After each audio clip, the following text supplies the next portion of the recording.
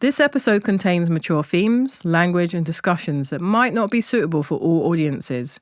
We believe in open and honest conversations that sometimes involve exploring topics that can be sensitive or challenging. Listener discretion is advised. Welcome to What's the Point? I'm your host, Shantell Martin. This is season 2 of a podcast dedicated to finding out why we keep creating and making art. Join me as I sit down with artists and friends to talk about the point of it all.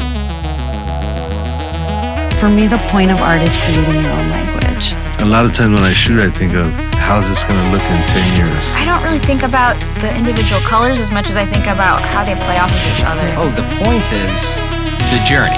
And I start to get a sense of what the painting is going to be like. Because the point of art is simply be just to make it. I'm super happy to introduce you today to Matt Gondek. With a voice rooted in the 90s and a vivid colour palette, Matt challenges the icons of popular culture, tearing them down and rebuilding them in his own rebellious way. His work is a blend of painting, sculpture and illustration. Whether it's through his large-scale murals and canvases or his intimate studio pieces, Matt's art is raw and an honest expression of a generation's frustration, but also hope. Please join me in welcoming the incredible Matt Gondek. Okay, so Matt, we just kind of jumped in here and, you know, obviously you have Clean Break, your podcast, that you've been doing for a very long time now. Yeah, maybe 5 or 6 years. 5 or 6 years. Mm-hmm. And, you know, the way that I prepare is by not preparing, but you're very prepared when you do your podcast. So can you tell us a little bit about that? Yeah, I'm starting to, you know how grass is always greener? I kind of like that you're not prepared. I feel like my talks are too rigid, and especially in the first couple of years, if I had questions and I would ask you a question, I would say, Shantell, what's your favorite color? And you'd be like, oh, it's red. But that reminds me about my brother. But if my next question was, what's your favorite number? I'd just kind of cut you off and be like, you know what I mean? Like I wouldn't let the conversations flow. And it took me a long time to just kind of like, I am prepared, but also don't rely too much on the notes. Now it's the point where I just feel like I don't even want to do any research at all and just kind of go in very naive. But my art's like that too. Very prepared, I know what I'm going to do before I do it, which I think is the exact opposite of you maybe. Again, grass is greener. I'm like, fuck, I would love to just show up and just like, no disrespect, like be a little bit more free, you know? Because everything I do is so structured and like I have a list and like, I don't know, it doesn't seem like a good way to live. But I feel like whatever you do, you know, it's a podcast, you're making a TV show, it could be creating a building, you're going to draw from your own style and the way that you work. Yeah. And that's just the way that you work. That's the core of you. Yeah. So that you're going to bring that to whatever job you do in whatever medium it is. Absolutely, yes. But I feel like, you know, the fun part is showing up and doing the work. I spend so much time prepping that it's no fun. I just want to get to the fun part. I mean, I think everybody does. No one wants to put in the hard work, you know? Yeah. Because like my thing is, you know, if I follow my kind of line back to school, I wasn't someone that really did homework or prepared for school. Mm-hmm. I would show up and wing it and it always worked. And that I think that's just a part of me. Mm-hmm. And it's a way that I work kind of artistically. I'm not going to plan what I'm going to do, but that's not saying that there's a lack of plan. I know what it is. I know where it is in the sense of kind of the medium or the place. Yeah. There is a sense of rehearsed or known skills that are there. There's a foundation that I'm drawing from. But those things allow me then to be spontaneous, intuitive, and let it go wherever it wants to. Absolutely. I think you're right. And I could definitely see that in your work. I think, you know, I don't want to just come here and say I love you so much, but like you were on my podcast. I'm like, I walked away from that like, wow, she's very confident in her everything. That's kind of what I took away when I met you. I don't think I have that. Where like, even though I know I have the skill set, I still go into everything kind of like, I don't know what I'm doing. And I like think I worry about everything too much. And I think that is my flaw, where I know I have these things. It's just really hard for me to just kind of be like, okay, I do have these things. Like, let's just go, you know? It's never like that for me. Were you like that as a kid as well? Yeah. I've always been like this, like not a lot of confidence, I guess. So are you one of many siblings or are you only kid? I'm an only kid. Only child? Yeah. And tell us where you grew up. I grew up in Pennsylvania, like Pittsburgh, which is like the state below New York for people maybe outside the U.S. I grew up in the woods. Like country, like my high school, there was maybe like 60 kids. Very, very, very blue collar. I didn't know anyone that had any money until about 9 years ago when I moved to California. Like everything felt so out of reach as far as like where I'm at, sitting here in the Spotify office in downtown Los Angeles talking to you. It was so out of reach where I'm from that it was just very, it's a different life. Like I lived in the woods. I played in the woods. I used to like buy houses and kind of like not flip them, but like fix them up, rent them out. Like I was a whole different person before I moved to California. So wait, if you live in the woods, that means you're kind of in an area where there aren't a lot of people or other houses. So exactly. What are these type of houses that you buy in? When I grew up outside of Pittsburgh, maybe 2 hours in the countryside, like my parents had like a little house and like we had neighbors, but they were a little bit farther away. The houses I was buying, I was in Pittsburgh at this point. I was in my late 20s, very early 30s, and I was buying these tiny little houses in Pittsburgh and just kind of remodeling them and like fixing them up and renting them out. And some of them I lived in. I used to be married. We would live in a house for like 2 years, fix it, and then sell it. So how much is a tiny house in Pittsburgh? The last one I bought was $80,000 US. I mean, it was tiny, and it wasn't on a great street. But I mean, the house that we lived in was 3 stories. It had a detached garage. It had a yard. It was $200,000, and it was nice. Like the kind of house in LA to be like maybe like $2 million. Yeah. It's like, what am I doing here? But you live here somewhere like this for the experiences and like the things that can provide. Like in Pittsburgh, it was, everything was just so far removed of like the things I wanted. You really, at the time, it felt like you couldn't really get them in Pittsburgh. So that's why I had to move. Okay. So you're growing up in Pittsburgh, just kind of outside in the woods. You got your parents, nice little house. You're a shy kid, not that confident.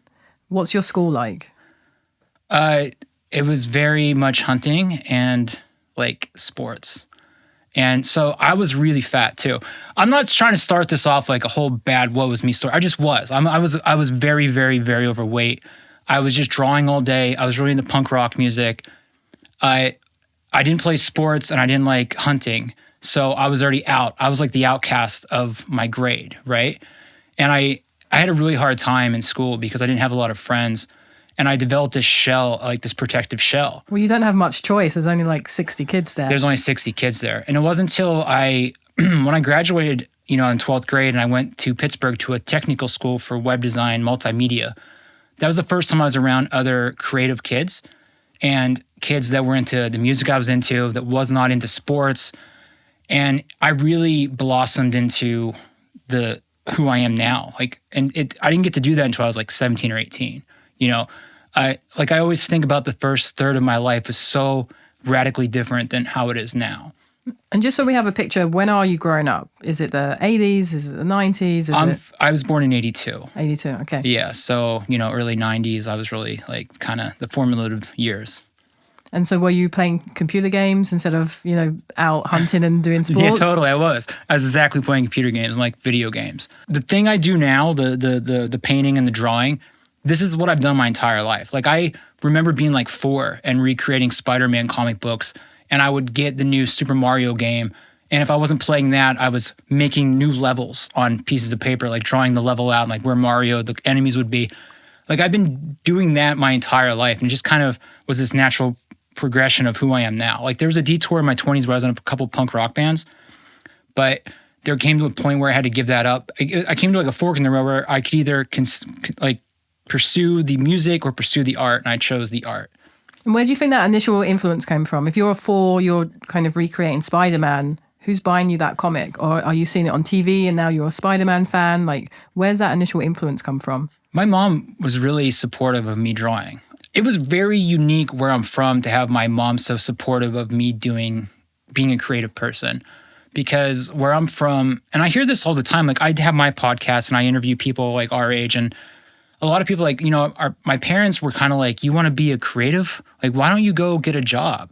My mom was never like that. My dad passed away when I was pretty young. So like, it was really me and my mom. But yeah, she was always like, here's the new comic book, like go draw, like make the website on the computer. Like she was always super supportive. which is great.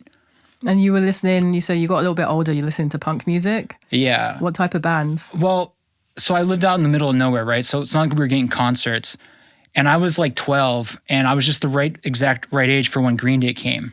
Like Green Day had Dookie, and I was like 12. And like that's the year when you're just preteen, and you're like, what is the thing? What am I? Oh, I'm Green Day. And through Green Day, I found, all these like independent punk labels like Epitaph Records, Hellcat Records, and finding out about all these bands. And that's such a formula thing in my ethos of the whole DIY, do it yourself, don't wait for someone to help you mentality. Like all these bands, like they were little, they didn't have a record label besides Green Day. That was my entry point to these smaller independent labels. No one's gonna, give you $1 million to go on tour. Just book a tour. Go find some other bands to put on shows. And that's what I did when I was in a band. When I started making artwork, that's what I did. It was just like, I just need to do this myself. And that's kind of how I built my career. And so if you join in bands, but you're kind of a little bit of a fat, shy kid, how does that happen? Where are you meeting those folks? Is it because you're going out to shows at that point? You're a bit older? Like, how did that happen? Yeah, I started, like, when I graduated high school, like I said, I went to Pittsburgh and I started meeting people like me. I found it much, much easier to be myself. I started being fit and exercising, eating healthy around 17 or 18. And that's something I still carry with me. I literally just got back from the gym before I came here. And you rode your bike here. Yeah, I'm pretty healthy. I've been running for the last year, like doing 5Ks every day. Crazy. But I mean, like by the time I was 17 or 18, like I said, I kind of developed and I was more comfortable in my skin because I found peers that were sharing the same interests. And I also, because I had this hard protective shell, I was really funny and sarcastic. And I have like this attitude where people can't tell if I like them or not. So it kind of helps me because they try just a little bit harder with me. And I pretty much like everybody. I just have a weird thing about me. It's very helpful in like having people around me and like talking to me. And it's always helped. So that's kind of how that all happened. A little bit of a pivot, but with Green Day, are there any hand gestures that fans of Green Day has? Like, are there any? No, I don't think so. Because I have a couple of Green Day shirts, and when I wear those shirts, I find that people are like, yeah, and then there's these like hand gestures. Is it like this? Exactly. Yeah, this is just like the universal like rock and roll sign. Oh, okay. Yeah. You guys don't have that? Not really. Oh, everyone listening, it's like the index and the pinky finger are up, and then the middle and ring are down. Yeah, it's like the international like rock and roll sign. Okay, I got a couple of Green Day shirts, and then that people do that. So okay, there you go. Now I'll just do it back, and I'll understand what's happening. Any like rock band you could do that with. And so in the bands, were you singing, playing? What were you up to? So I had this group of friends. There was maybe like 15 of us, and in one band I was a singer and I played guitar. In one band I played the bass, and another band I played the drums. We all kind of just like, slept around with each other and played these, But the main band that I was in that I'm like most proud of, I was the singer and I played guitar. And I did that for maybe like 6 or 7 years. It's quite an investment. It was. It's what I wanted. When you're like 20, you want to go meet girls and like be in a band and be cool, Like that's what I did. And where did the band go? Did you tour anywhere, or were you doing local shows, or? We were just kind of like lightly touring the East Coast where we lived. Nothing serious. Like we were never on a record label or anything like that. Yeah, super fun. And then so from there, do you end up going to art school or? This was after art school. Like I went to art school when I was like maybe 20, 19. The bands were in my middle 20s. And how this all got started, like the artwork thing, was I started approaching actual signed bands and seeing if they wanted me to do merch designs for them. Like my first like lightning strike in like success as an artist or whatever was I was making band t-shirts that would then be in like, there's a store called Hot Topic in the mall. And the stuff I was making was in all the Hot Topics in America. So all the record labels saw that this Matt Gondek guy can make a shirt that sells really well. So we want to hire him too. So I had tons of work making band shirts, but I was only getting like $150 or $200 US for a shirt. But I did that for like 5 or 6 years before I started painting. But that was kind of my first thing. And it's all because I was already in that world. It's already speaking with bands, like going to shows all the time. Did you keep an archive of all those shirts that you made? No, that would be fun. It would. I'm. What's the opposite of a hoarder? A minimalist. Yeah, that's me. I don't like to keep things, and it bites me in the ass a lot. But like, if there's too much stuff around me, I get really anxious and uncomfortable. I feel like I'm too weighed down by everything. Where do you think that comes from? I don't know. I'm fear of commitment, I guess. Because it's interesting within your work itself, you jam a lot of stuff in there. My assistant says that. She says there needs to be more negative space. So yeah, the work is very cluttered, but then the life isn't, I guess. And so for those who aren't familiar with your work, can you describe how you would describe it in context? Yeah, sure. The marketing sentence is deconstructed pop art. It's really just I use things that everybody knows, and on the surface level, it could be a picture of Bugs Bunny head blowing up. But really, what I'm trying to do with the work, and it progressed as I went along, it's really just this thing of where like I think that in the year 2024. We don't really have any kind of these big religious figures that are so permeating in our life anymore, like God. We'll just say God. Like 200 years ago, everyone would go to church and they talk about church. If religion was such a big thing, or the king, queen, like hierarchy. We don't have any of that now, right? So who are our modern day gods? It's Mickey Mouse, it's Bugs Bunny, and then you take that, and then you take my anti-authority punk rock. I don't like to be told what to do, and it's me destroying these gods.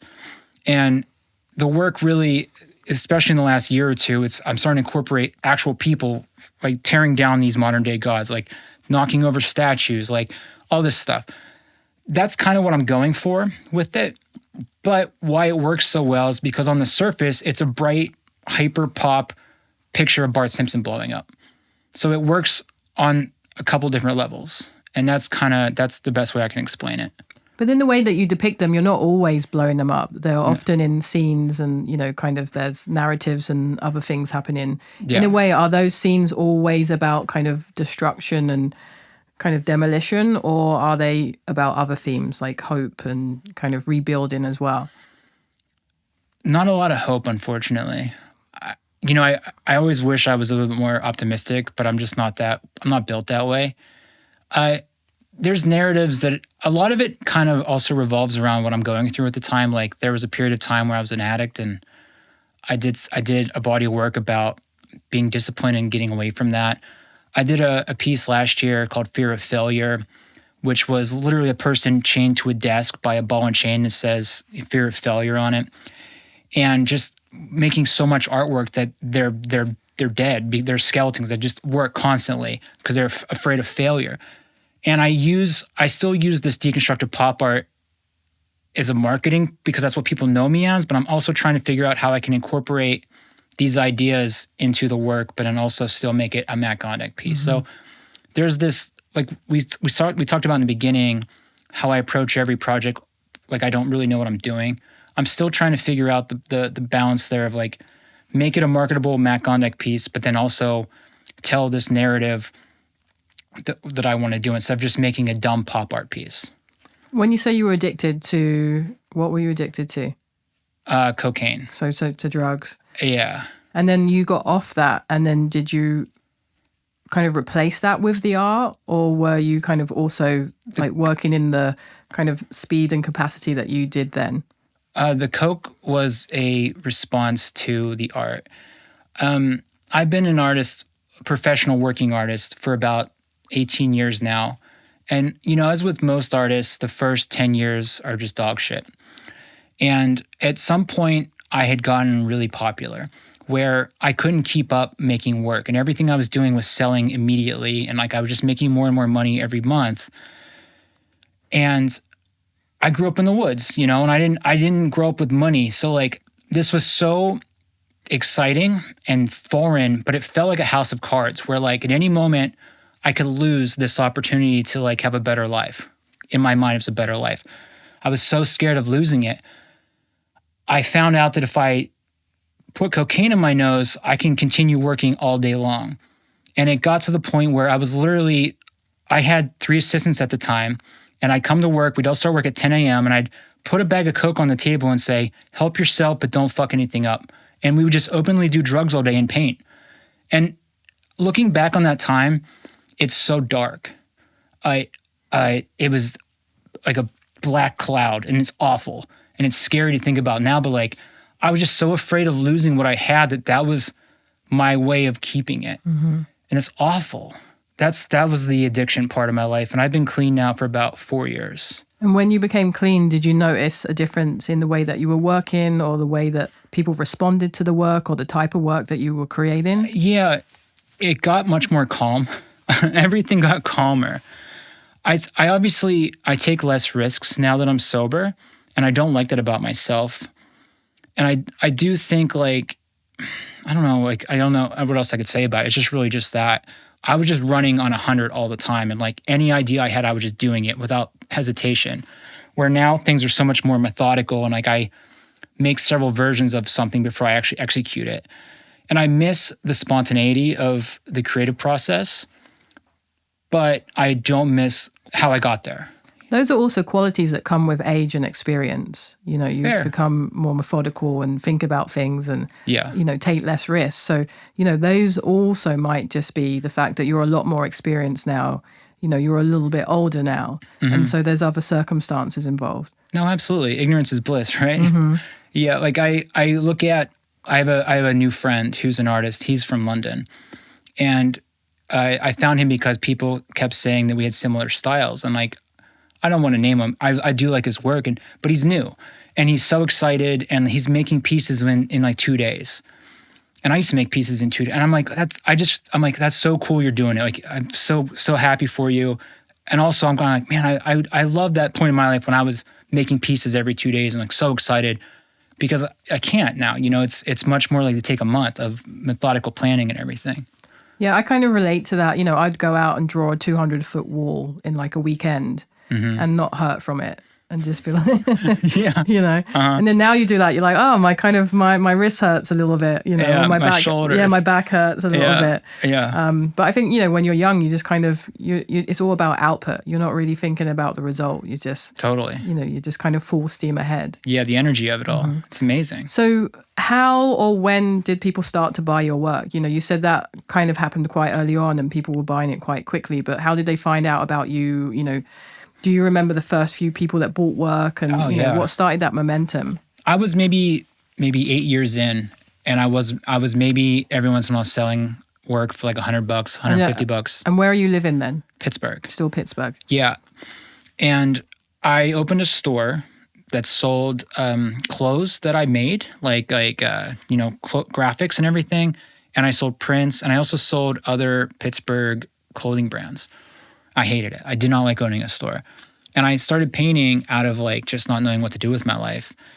And because I was already doing the graphic design for so long, I had a little bit of a fan base. And I was like, well, maybe painting might be the thing for me. So I went to this bar in Pittsburgh that has art shows. And I was like, hey, I'm going to make a body of work. And can I have an art show here at the bar? So I did like 8 paintings of like these heads blowing up. And I was like, I really enjoyed making these paintings. This is the first time I've ever made physical artwork. Because up until then, I was either playing music or designing stuff digitally for band merchandise. So I started making paintings for fun, and I started selling them on Instagram for like $100, $200. I then moved to Los Angeles, and I started getting wrapped up in this thing called Secret Walls, which is like this big art battle and meeting artists that way. And but the tipping point was, I started selling paintings for like $500 to this guy that lived in Hong Kong. He started buying a lot of my work. And I was like, this is great because, I'm selling and like this guy's supporting me. And I don't really understand what that means yet, but it's just exciting to sell work. And apparently at some point, this guy goes to a gallery in Hong Kong and says, hey, you really should look at this Matt Gondek guy. And the gallery does. And we have a meeting, and then maybe a year goes by, and out of nowhere, I'm literally in Detroit. I'm there painting a mural, and I get this email from him. It's like, hey, I have an opening at my gallery in Hong Kong in 2 months. Do you want it? And without even thinking, I'm like, yeah, of course I do. So I fly back to LA, and I spend 2 months just making paintings, and I can still make a painting in 2 days at this point. So I make like 10 paintings. At the time, I sell paintings for $1,000, right, by myself. Pretty good for someone starting out. The gallery's like, they're going to be $3,000. I'm like, no, they're not. I'm like, you're going to kill my career. And I had this big like existential crisis of like, do I want to do this? So I can keep being this $1,000 artist, or I can take this risk. So I'm like, all right, fuck it. Let's just do it. I go to Hong Kong. We have the art show, $3,000 paintings. Every single one of them sells out. But the difference was how the people at the show treated me. Because up until that show in Hong Kong, this is 2017, by the way, up until that point, it was just, oh, there's my friend Matt. He's this punk rock guy. He makes paintings. Cool. These guys were like, oh my God, so thank you for coming over here. It's such an honor to meet you. Your work is so, they treated me like as an actual artist. And that was the tipping point in my career. Like I flew home from that show and everything changed. Because the show sold out, the guy was like, make more. We're going to do this expo. We're going to do a pop-up. And there was a period of time between 2017 to 2019 where I could literally watch my career expanding like a balloon.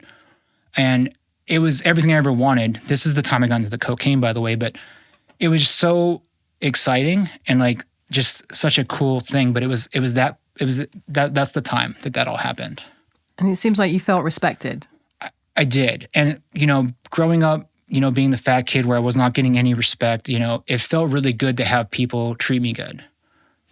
I'm not trying to sound like a sad person. I'm really not. But like, it is what it is. I didn't have a lot of respect growing up, and now these people are like respecting me for this thing I made, which is a whole other can of worms. But it was nice to have any kind of respect, Did it almost feel like you're living two lives then? Because then you're building this career in Asia, and you can fly there, and people are like, oh wow, Matt, we love your work. Thanks so much for making it. We're so happy to own this. And then you come back here. Is that momentum catching up here? Much, much slower. Much slower. Like in America, I was still like the guy that just went around painting stupid stuff, getting drunk, and which I was. I am that guy. I was that guy. But it did eventually catch up, especially I think in 2019, I did a big show in LA. And that was like when I was like, oh my God, I did it. I made it. Like we had a show called Control, and it was downtown LA, like the line around the block, everything you'd ever want in an art show. I'm like, fuck, I did it. And it was a really good feeling. Then COVID happened. Yeah. Just swiped it out from all of us. Yeah. And so during that time, so that's around 2017 that all starts. During that time, do you have your studio downtown in LA, or are you working from somewhere else? In downtown. Yeah. I've had 5 or 6 studios now, but they've always been in downtown LA. I just kind of like the grittiness of it. Like I feel like it keeps me young. I'm 42 now, and my girlfriend and I have these talks about moving away to like the valley or something. And I'm always like, well, I'm going to slow down. I'm going to start, getting old and I have this fear. But yeah, it's always been in downtown. That's why you're going to the old people's gym, because it'll compensate to. Totally. You don't have to move to the valley then. Yeah. I spend all morning with old people at the gym, and then I ride through Skid Row back home. And so, you're, I think, one of a few artists that are very good, or seemingly very good. You tell us about, art and the business of art, running a space, running a team. How did you learn all of that? It was all trial and error. The team was the hardest part, because in the beginning, you really, we're not business people. I didn't go to business school, and like I was just hiring people. Like I told you earlier, I used to just put drugs on the team, like help yourselves, like. And the one thing I've learned is to respect your team and be friendly with them, but don't. They're not the people to go out with, to drink with, to let them see that side of you. Because there's going to be a time when you're going to have to, put your foot down and be the boss.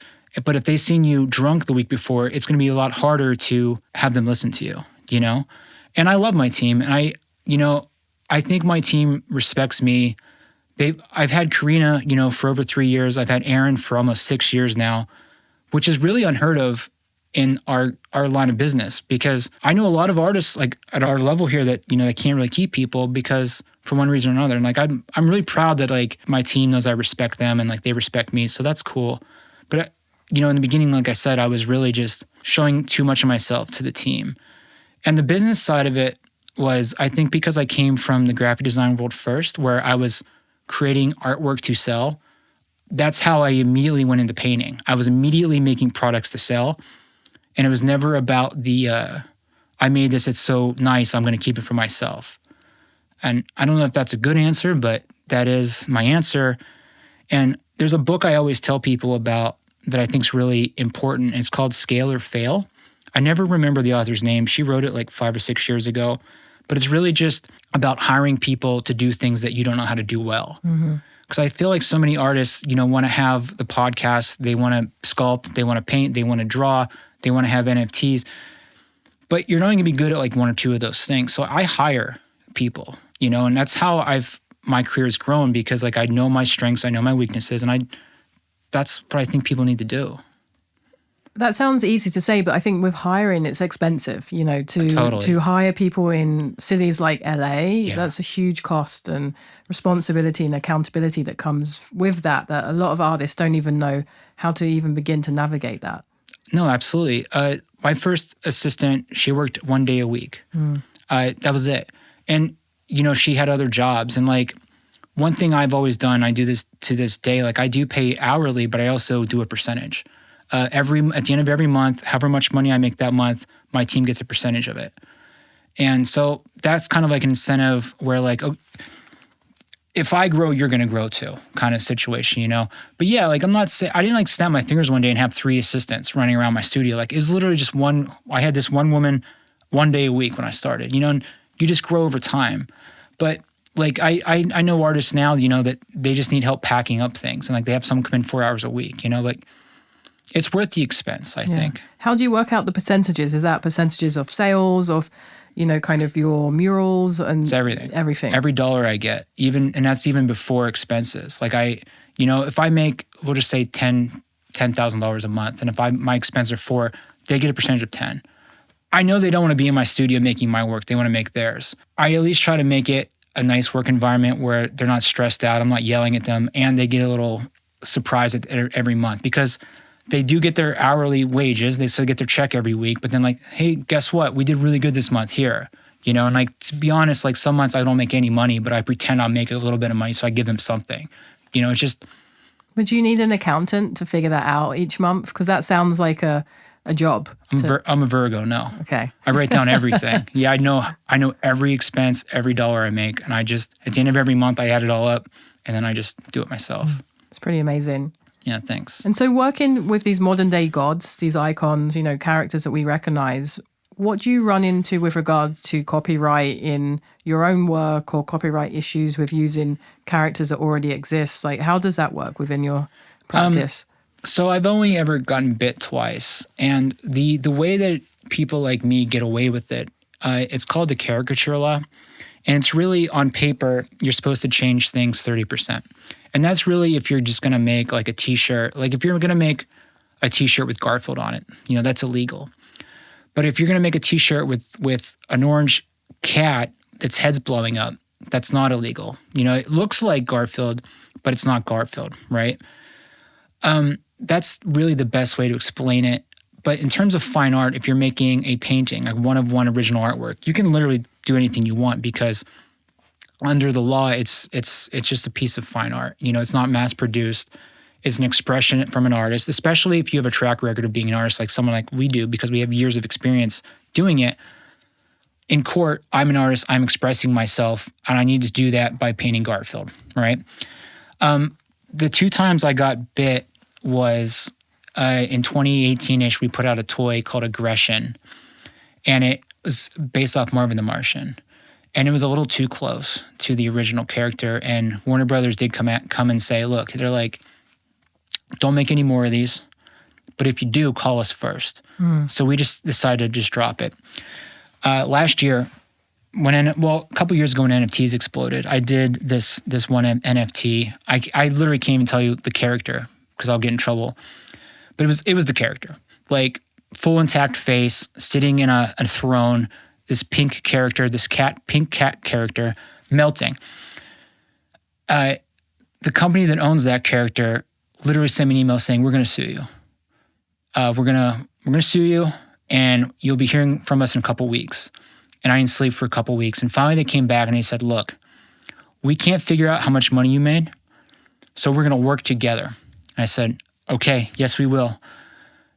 And I'm really shortening this. They said, you're going to do this amount of work for us. We're going to pay you this little bit of money, and then we're going to part ways. I said, yes, absolutely. Sure thing, whatever you want.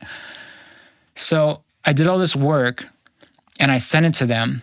And right when I sent the work to them, Amazon bought the company. And the whole everything got squashed and they stopped emailing me. The work never came out and it went away. But that's the closest I've ever gotten to getting in trouble. And I know what I'm doing. That almost sounds like they were hiring you. Yeah, maybe they were scaring me. Well, to be fair, what happened was... When you say work, that means you're crunching numbers or figuring stuff like that out, not actually... No, I'm making... They're telling you to go and draw? I'm making graphics. The character was celebrating like its 60th anniversary this year, and they wanted me to make a bunch of graphics for clothing that they were going to put on Amazon.com. And I was like, sure, whatever you want. So I did, because that was kind of like the workaround. We're like, we'll leave you alone if you do this for us. So maybe they were lying about suing me, but like I did draw that character completely just verbatim and made an NFT of it. So like I was like, I'll play ball. But that's the closest I've ever got. But everyone always asks me that because I know what I'm doing. It take a fool for me to lie to everybody and say, "Oh, these are my," like it's not. I'm using these characters for my work. But I have found that 98% of the time, and this isn't encouraging anyone else to do it, the owners of these characters that I use are fans of mine, and they're really happy that their IP is still in like the social lexicon or whatever, and they're kind of like excited because they know I'm not making 1 million Garfield t-shirts. I'm making 100 Garfield t-shirts and I'm promoting it at a cool art pop-up, you know? So they're kind of like, yeah, go ahead, this is sick. Wow, send me one. And that's kind of how I've kind of just skirted by all this time. Yeah, you keep it cultural, relevant, it's in the zeitgeist. And for a lot of these older kind of cartoons or characters, they are kind of aging, you know. Totally, classics. They're kind of on their way out, some of them. And younger kids don't even know what they are. Absolutely. So you're making them re-relevant in that way. So you're working for the brands. Totally, yeah. That's a very good way of saying it. And so what are some of your goals for yourself, for the studio, for the work that you're making? That's a great question. It took me the last couple years to kind of think of the answer to this. I just want to be happy. That's it. You know, not to sound like a dick, I did the thing. I got the notoriety. I made some money. And I've realized that I could have $1 million or $20 million. And yeah, I'll probably have a great life. But like, I don't care. Like, I'm still probably going to be the same guy if I have that much money. I just might have a cooler house or something. I really just want to not give a fuck. I want to wake up and not give a fuck if this thing's going to sell or if people are going to like it, and just make the thing because I want to make the thing, and just hang out with my girlfriend and cook dinner and go see some friends and go to a concert. That is my goal at this point in my life. I can't do it yet because I'm still so in my head about success and like the confidence thing we talked about, but that's what I want. I also want to do a Simpsons intro. You know, on the couch gag they always have on the game. I want to do one where they all run in and they're sitting on the couch and then they all start screaming, their heads explode, and it pans back and I'm like standing there like painting them. And it says like Matt Gondek. That's my ultimate dream in life. But other than that, like I'm not trying to sound like a cliche, but I just want to just not give a fuck and be happy. So that's the life goal. Not give a fuck, be happy. You can kind of do that if you want to now. But what does success look like within your art? You know, yes, there's goals like The Simpsons. Yeah. But when do you think you will feel like that cup's full? That's a good question. I really like artists that, well, first of all, I like artists like you that I think you're a lot closer to what I just said than I am. Like, I'm not trying to put any words in your mouth. Like, I really, really respect you. I love the thing you just did in Times Square. And I just love that, you know, your whole thing, like, are you, and like, what's the point? And it's just very Shantell everything. I love that about you. I also love artists that you look at them and they're bigger than themselves. They have the big team. They have the art shows all over the world, like your Daniel Arshams, your Murakamis, your Causes. I think that's really cool to be so business-minded about your work that you have this quote-unquote corporation of art, and I don't give a fuck. It's what I want. I think like superficially that would be my like dream to achieve is like someday I get interviewed by somebody and they walk into this big warehouse and I have 20 people helping me flesh out all my ideas, and I have 4 shows this year. And I'm just like the orchestrator, like just pointing at things, like do that. You know, I would love that because I'm still so in the trenches now. Like I have to do everything myself, you know. I relate to that in the sense of you're having a team to incubate your ideas. I feel like I have so many ideas, but just a small team and not enough money to make them happy. And if I make money, I spend it on my ideas. But you have these kind of factory artists that have those teams. They have the resources, they have the funding. And, it's like, where does that come from? At the end of the day, to have a team of 20 people and be, a Murakami or a Jeff Koons or, whatever, like, you're funded from somewhere. Totally. They have investors. Yeah. And I think for me, sometimes that's the disheartening thing about being an artist that wants to, like yourself, have success in the sense of, being able to create what you want, wherever you want, however you want. Mm-hmm. That's a freedom. But if you walk through like the Broad Museum, for example, you've got the Warhols, you've got the Jeff Koons, you've got a Murakami, you've got all of these artists that have had super wealthy patrons kind of behind them in the corner, either millionaires or billionaires kind of funding that. Totally. You don't end up there by accident or through hard work. You end up there because you have a cheerleader in your corner that can kind of cash checks and get people to spend money and put you in the right places. Absolutely. Yeah. It's all who you know, isn't it? Yeah. Yeah. Yeah. It's kind of depressing that's what it comes down to in the end. But absolutely. But we can make incredible big projects outside of that, kind of despite that in that kind of punk ethos way. Absolutely. You totally can. Yeah. Everything's possible. Mm-hmm. It's just how bad do you want to go after it? It's so cliche to say, but it is. It's the truth. Mm-hmm. But I mean, it does get disheartening when you see the people with the private funders getting to do the cool things. You're like, fuck, I just wish someone would, do that for me. Yeah. But you can, you just mentioned Times Square. That's a project where I'm like, wouldn't it be cool to have a labyrinth for a walking path in Times Square? And then I've made it happen, without funders, without backers, without kind of people in my corner, without like big managers. That's me just calling people being like, I want to make this happen. You did it yourself. Yeah, we made it happen. That's amazing. And then, that's a whole block in Times Square. We had almost 2 million people, 1.5 million people come through that installation. And that is without the system. Yeah, that's fantastic. That's so cool. Yeah. I mean, I told you that when I saw it. I DM'd you. I'm like, Jesus, this is so fucking cool you did that. It's such a iconic place to do something like that too, and that's amazing. So like that is proof that you can do it yourself. Mm-hmm. Absolutely. But then what can you do if you have the system in your corner? Yeah, I mean you could get a crazy PR team for that kind of stuff. Yeah, then you have 10 around the world all working simultaneously. Totally. Kind of doing meditations and all that stuff. Absolutely. Do you know the artist C.J. Hendry? I know of her work, the really incredible like pencil work. Yeah. Little plug for my podcast, Clean Break. I had her on recently. You can go check that out. She's very good at, she'll make the pencil artwork and then she'll sell the work and she'll take that money and build something in the real world. Like an inflatable, like a pool out in the desert, or like a flower garden. She builds these big immersive experiences, but then she has this good PR team. I think Maxime. I think that's how we met, wasn't it? Yeah, I think so. Yeah, Maxime PR. She's really good at that, though. She'll take her own money, invest it into a project, but then also, get someone to kind of talk about it. And it just grows her brand way past the point of her just sitting there making these hyper-realistic pencil drawings, which are amazing. If she just sat there and just did that by itself, like, fucking great. Yeah. But she just does all this other stuff. It's so cool. I think I heard about the flower project, which seemed really incredible. And, people love something tangible that they can be a part of, which I thought was really incredible. Yeah, and take away. Everyone wants to take something home with them. So those are, kind of your bigger goals, like happy life, kind of success in the artwork in that way. So what are some of your biggest challenges to reach those goals?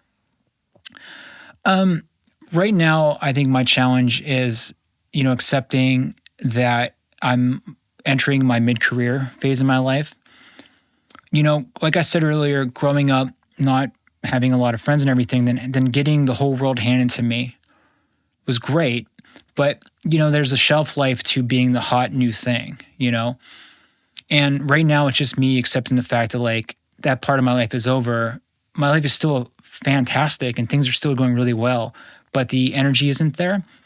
And so I think a lot of my hurdles are just in my own head, And I also have, this year has been hard in the art world for everybody. It's the economy and then the uncertainty of like the election and like the war. all that shit. It's been a hard year to sell work. And for me, I dealt with that just like everyone else had to, but then also the uncertainty of which direction I should go. Should I try to build a giant show and pitch it to a gallery in Asia? Or should I just build a body of work and give a couple of different art fairs? Or should I just work with my art dealer and do commissions? I get stuck trying to decide what to do next, because when I was new, someone was telling me what to do. It was the gallery. Matt, you're going to do a show in Hong Kong. Matt, you're going to do a pop-up. And I'd be like, yes, sir. Do some drugs. I have a little bit more control over my life now, but that doesn't mean I know what I'm doing. I'm still trying to, so all my problems are in my own head. Do you have someone that you can bring those questions to and just kind of brainstorm it or feel it out? Yeah, I have a lot of people. Like I said, Karina and Aaron, my two main assistants, they've been with me for a really long time. And they're a really good sounding board because they spend so much time with me. They know my faults and they know my strengths, and they're good. I also have a manager, Andy, who I've been with like 5 years, and he helps me try to think of things. He's a little bit more like success and money motivated than I am, which is fine because you need these partners. But he's also a very good sounding board. So I do have a strong team that I can kind of talk to and try to figure out what the best course of action is. And so over your career, you've made a lot of work. And, the earlier kind of iteration with the T-shirts and the merch, you didn't document those. Do you document your artwork that you create now? Yeah, I did document the old work. Oh, you did? I just don't have it. Yeah. Like I put out a book a couple years ago called American Terror that has all that work in it. Oh, so fun. Yeah. But no, I document everything now. Like I'm really getting better at it, where I just started actually even taking my work outside of the studio and having someone else photograph it because they can do a much better job than we can. That took me so long to just like accept the fact to like outsource the photography. Yeah. But you have enough space to shoot it in the studio or? I do. Yeah. But I'm not a great photographer, and no offense to Karina, my assistant, but she's not the best photographer either, but someone is. Like, let them do it, And, when you shoot your work, do you pull it into an archive? Like, does it go into a Google Drive? Like, what happens to it? It's just on like a flash drive, like a hard drive. Yeah. Yeah. And do you have any interest in like bringing out a book or something like that of your work in the future? Yeah, I'm working on my second book right now. Okay, nice. I literally had a meeting about it yesterday with someone's going to help me ghostwrite it. Like, I already have my books always kind of go by year, and I have everything ready. I gave him everything yesterday and said, here. Yeah, so I'm working on it right now. Nice. And how does that, how do you find a cool ghostwriter that's a good fit to your style? I don't know yet. Yeah. This is my first book I did myself. This one, what is the artist's name? He's the only guy on earth that is legally allowed to recreate Peanuts characters because he used to work for Charles Schultz. He's an artist. He's a bit older. He lives here in Los Angeles. Anyway, my girlfriend knows the guy that's ghostwriting a book for him, and she introduced me. And this is the first anybody I've ever spoke to that is a ghostwriter. So at this stage, I said, here's everything.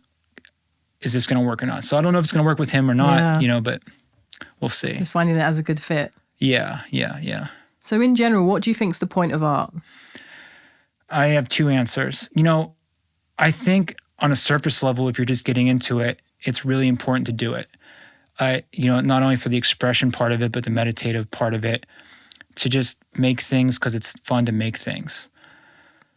But, the business side of me says if you're going to be serious about it, it is treating it like a business, and getting up, whether you're inspired or not, and still making a piece of artwork and promoting it, whether or not you think it's great or not.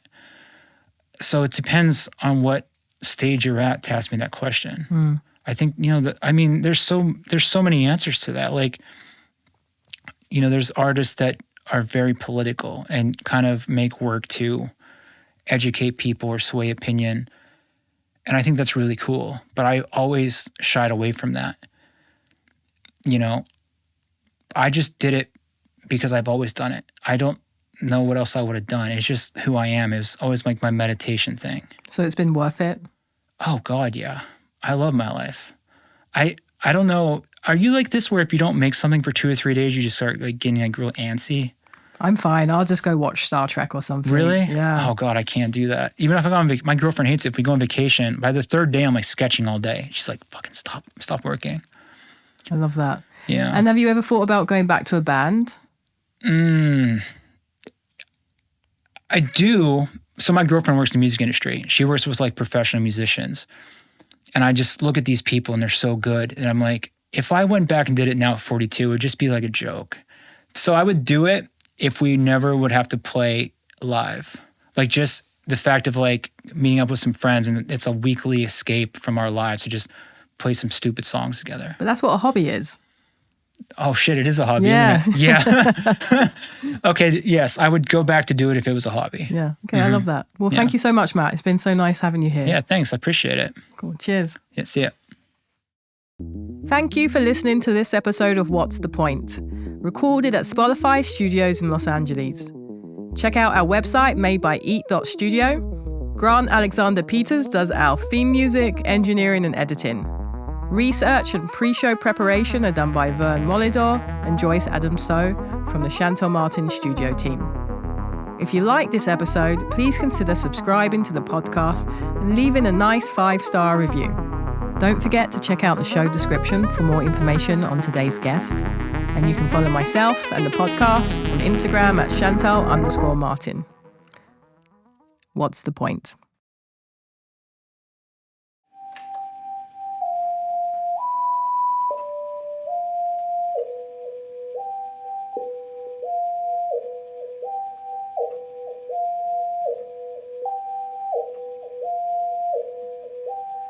It's crowded and it's critical, it's crowded and it's curly, it's crowded and it's critical, it's cloudy and it's curly, it's cloudy and it's critical, it's cloudy and it's curvy, it's cloudy and it's critical, it's cloudy and it's curvy, crowded and critical, critical and curvy, crowded and critical, double, double, double and derby, double derby horses riding, double derby, derby, derby, derby. Is your name Derby? I hear you with the red one, I hear you with the green one. Filter is on, noise level up and down. Wish you're washing away.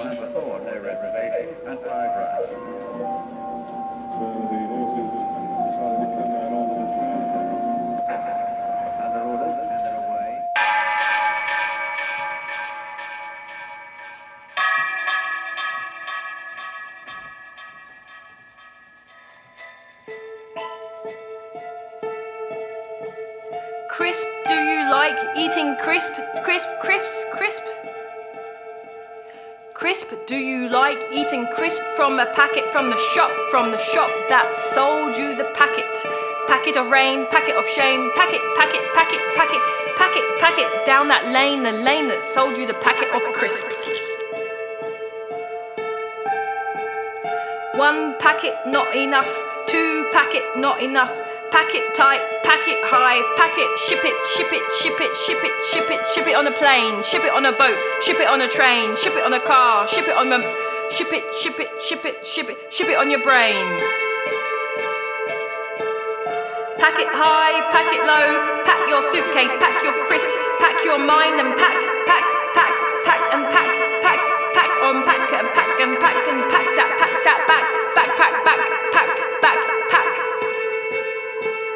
Have you packed your crisp and you pack your mind and you skip to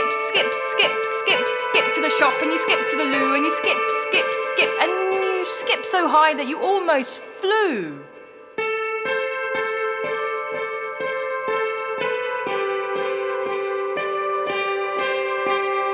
Eating your crisp, you criminal crisp eater, criminal crisp eater, criminal crisp eater as you pack your bag, pack